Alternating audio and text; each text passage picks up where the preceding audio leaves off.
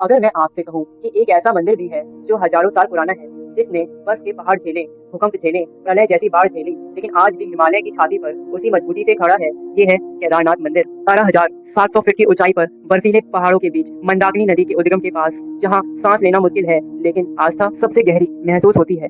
और इस मंदिर की कहानी सिर्फ धर्म की नहीं बल्कि त्याग, रहस्य, विनाश और चमत्कार की कहानी है।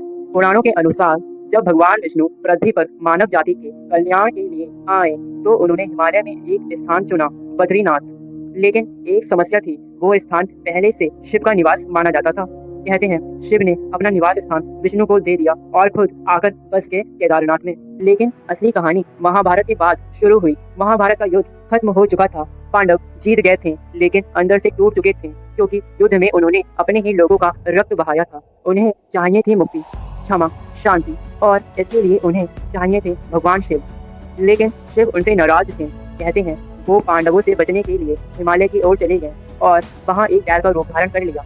लेकिन भीम समझ गए कि ये कोई साधारण बैल नहीं। उन्होंने उसे पकड़ने की कोशिश की और तभी वो बैल धरती में समाने लगा। भीम ने पूरी ताकत लगाई लेकिन उनके हाथ में सिर्फ उसका एक हिस्सा आया, कुंवड़।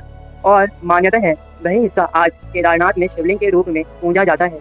बाकी अंग अलग अलग जगहों पर प्रकट हुए, जिन्हें आज पंच केदार कहा जाता है। अब जरा इस मंदिर को ध्यान से देखिए।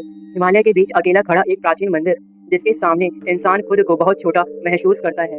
मंदिर एक ऊंचे चबूतरे पर बना है। अंदर प्रवेश करते ही एक अजीब सी शांति महसूस होती है। बाहर नंदी विराजमान है और अंदर पांडवों की मूर्तियां, मानो इतिहास आज भी वही खड़ा हो। लेकिन यहाँ एक सवाल उठता है, इतनी ऊंचाई पर, इतनी कठोर ठंड में, सदियों पहले आखिर ऐसा मंदिर बनाया कैसे गया होगा? कुछ शोधों के अनुसार ये मंदिर कई हजार वर्षों तक बर्फ में दबा रहा, फिर भी सुरक्षित रहा। और फिर आया एक ऐसा साल जिसे उत्तराखंड कभी नहीं भूल सकता।